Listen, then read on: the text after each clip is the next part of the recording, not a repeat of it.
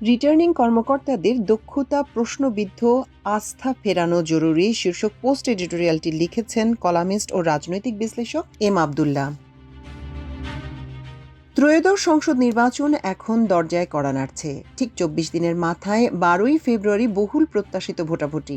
দীর্ঘ ১.৫ যুগ পর একটি সুষ্ঠু, অবাধ ও নিরপেক্ষ নির্বাচনের জন্য ভোটাধিকার বঞ্চিত মানুষ মুখিয়ে আছে। নির্বাচন ঘিরে প্রতিদ্বন্দ্বী রাজনৈতিক দলগুলো নিজেদের ভোটের পাল্লা ভারী করার সর্বশেষ কলাকৌশল প্রয়োগে ব্যস্ত। ভোটের সমীকরণে রাজনৈতিক মেরুকরণের নানা তোড়জোড়ও শেষ হতে চলেছে। মান অভিমানে ভাঙা গড়ার খেলা শেষে চূড়ান্ত রূপ নিতে যাচ্ছে ভোটের জোট। দুদিন পর প্রার্থিতা প্রত্যাহারের পর্ব শেষ হলে লড়াইয়ের ময়দানে কারা থাকছে তা স্পষ্ট হবে। সব নির্বাচনকে সামনে রেখেই রাজনৈতিক দল ও প্রার্থীদের অভিযোগ থাকে। নির্বাচন কমিশন ও নির্বাচনী কর্মকর্তাদের নিরপেক্ষতা নিয়ে প্রশ্ন ওঠে। পক্ষপাত দুষ্ট আচরণ নিয়ে কথা হয়। প্রতিদ্বন্দ্বী দলগুলো নানা কারণেই এটা করেন। অভিযোগের সত্যতা যেমন থাকে, তেমনি ভিত্তিহীন অভিযোগ ওঠে। চাপে রেখে সুবিধা আদায়ের চেষ্টা বাংলাদেশের নির্বাচনী রাজনীতিতে চেনা চিত্র। কিন্তু এবার উত্থাপিত অভিযোগ এবং এরই মধ্যে দৃশ্যমান কিছু চিত্র অনেকটাই ভিন্ন বার্তা দিচ্ছে। মাঠ পর্যায়ে নির্বাচনী কর্মকর্তাদের দক্ষতা ও আইনের প্রয়োগ নিয়ে জোরালো প্রশ্ন উঠেছে। রিটার্নিং কর্মকর্তাদের সিদ্ধান্ত এতটা বড় দাগে ভুল প্রমাণিত হওয়ার নজির নেই বললেই চলে। ত্রয়োদশ সংসদ নির্বাচনে লড়তে মনোনয়নপত্র জমা দেন ২,৫৬৮ প্রার্থী। তার মধ্যে ৭২৩টি মনোনয়নপত্র বাতিল ঘোষণা করেছেন রিটার্নিং কর্মকর্তার দায়িত্ব পালনকারী জেলা প্রশাসকরা এবং বৈধ হিসেবে গ্রহণ করেন ১,৮৪২ জনের মনোনয়নপত্র। আইন অনুযায়ী মনোনয়নপত্র বাতিল ও গ্রহণের সিদ্ধান্তের বিরুদ্ধে নির্বাচন কমিশনে মোট ৬৪৫টি আপিল আবেদন জমা পড়ে। এর মধ্যে ৭০টি আবেদন জমা পড়েছে বৈধ প্রার্থীর বিরুদ্ধে।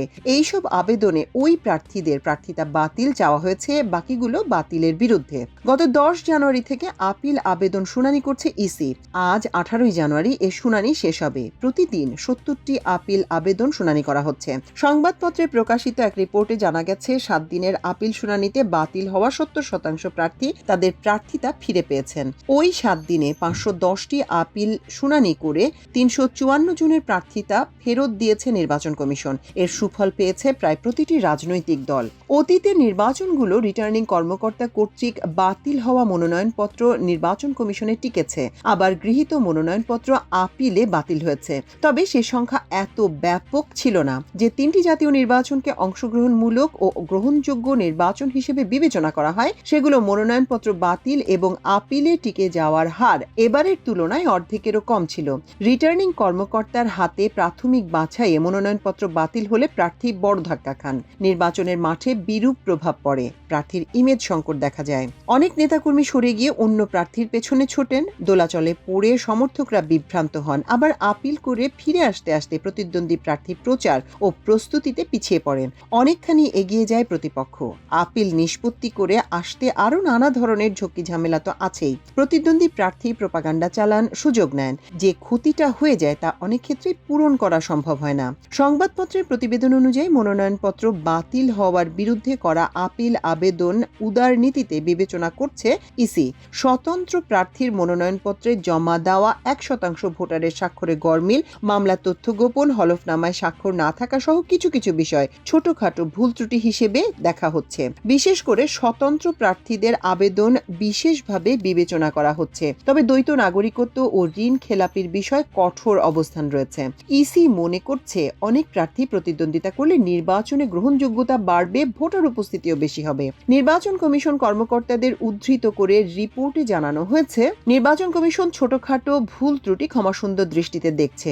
আইনে ছোটখাটো ভুল ত্রুটি আমলে নেয়ার কথা বলা হয়েছে, তবে ঋণ খেলাপি সহ মৌলিক বিষয় ছাড় দেয়া হচ্ছে না। তিনি বলেন, অনেক প্রার্থী নির্বাচনে প্রতিদ্বন্দ্বিতা করলে ভোট গ্রহণ উৎসবমুখর হবে। ইসি শুনানিতে দেখা গেছে, দলীয় প্রার্থীদের বৈধতার বিরুদ্ধে স্বতন্ত্র প্রার্থী নামে বিদ্রোহীদের আপিল। তবে শক্তিশালী স্বতন্ত্র প্রার্থীর বিরুদ্ধেও দলীয় প্রার্থীদের কেউ কেউ আপিলের অভিযোগ করেছেন। আবার এটি বেশি ঘটছে বিএনপির ক্ষেত্রে। শুক্রবার আপিলকারী সাক্ষী ভোটারকে ইসি চত্বরে মারধর করা হয়েছে। এখন যে প্রশ্নটি সামনে এসে যায় তা হলো, রিটার্নিং কর্মকর্তারা নির্বিচারে মনোনয়নপত্র বাতিল করলেন কেন? বাংলাদেশের সংবিধান ও গণপ্রতিনিধিত্ব আদেশে স্পষ্ট বলা আছে, কারা সংসদ সদস্য হওয়ার যোগ্য। সে যোগ্যতার মানদণ্ডগুলো রিটার্নিং কর্মকর্তারা কি সঠিকভাবে যাচাই করেছেন নাকি অনুরাগ বিরাগের বশবর্তী হয়ে সিদ্ধান্ত দিয়েছেন। নির্বাচন কমিশন যে 70% মনোনয়নপত্র বৈধ ঘোষণা করল সেগুলো রিটার্নিং কর্মকর্তা কোন বিবেচনা বা মানদণ্ডে বাতিল করেছিলেন? এটি কি তাদের দক্ষতা এবং আইন ও বিধিবিধান সম্পর্কে সম্যক জ্ঞানের সীমাবদ্ধতার বহিঃপ্রকাশ? সংবাদপত্রের খবর অনুযায়ী নির্বাচন কমিশন উদারনীতি নিয়েছে। যদি তাই হয়, সে উদারনীতি নেয়ার নির্দেশনা রিটার্নিং কর্মকর্তাদের কেন দেয়া হলো না? রিটার্নিং কর্মকর্তাদের নিয়ে নির্বাচন কমিশনের কর্মশালা হয়েছে। প্রধান নির্বাচন কমিশনার সহ সংশ্লিষ্টরা প্রয়োজনীয় সব নির্দেশনা সেখানে দিয়েছেন।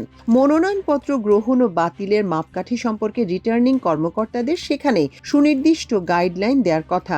যে প্রার্থীর মনোনয়নপত্র রিটার্নিং কর্মকর্তার হাতে বাতিল হলো, তিনি নির্বাচন কমিশন থেকে বৈধতা নিয়ে মাঠে ফিরে নির্বাচনী লড়াইয়ে নামছেন। ভোটের দিন পর্যন্ত আরো অনেক ইস্যুতে রিটার্নিং কর্মকর্তার দক্ষতা ও নিরপেক্ষতা নিয়ে প্রশ্ন তোলার সুযোগ পাবেন। পক্ষপাতদুষ্ট আচরণের যে অভিযোগ তারা তুলেছিলেন তাতে প্রকারান্তে ন্যায্যতা দিয়েছে কমিশন। প্রার্থী ও রিটার্নিং কর্মকর্তার মধ্যকার এই মনস্তাত্ত্বিক সমস্যার ফলে নির্বাচনী প্রচার, আচরণবিধি অনুসরণ এবং ভোট গ্রহণের দিনের আইন কানুন কার্যকর করার ক্ষেত্রে নেতিবাচক প্রভাব পড়তে পারে, এই আশঙ্কা উড়িয়ে দেওয়া যায় না। 3 দিন পর 22 জানুয়ারি থেকে আনুষ্ঠানিক প্রচারে নামবেন প্রার্থীরা। তখন আচরণবিধি প্রয়োগ থেকে শুরু করে নির্বাচন সংশ্লিষ্ট অনেক বিষয়ে প্রার্থীরা সরাসরি রিটার্নিং কর্মকর্তার সঙ্গে বোঝাপড়া করবেন। মনোনয়নপত্রের মতো অন্যান্য ইস্যুতে রিটার্নিং কর্মকর্তার সিদ্ধান্ত যেন প্রশ্নের মুখে না পড়ে। প্রার্থীদের মধ্যে পারস্পরিক দ্বন্দ্ব সংঘাত মোকাবেলা এবং শান্তিপূর্ণ উপায়ে তা নিরসনের ক্ষেত্রে রিটার্নিং কর্মকর্তাই মুখ্য ভূমিকা রাখেন।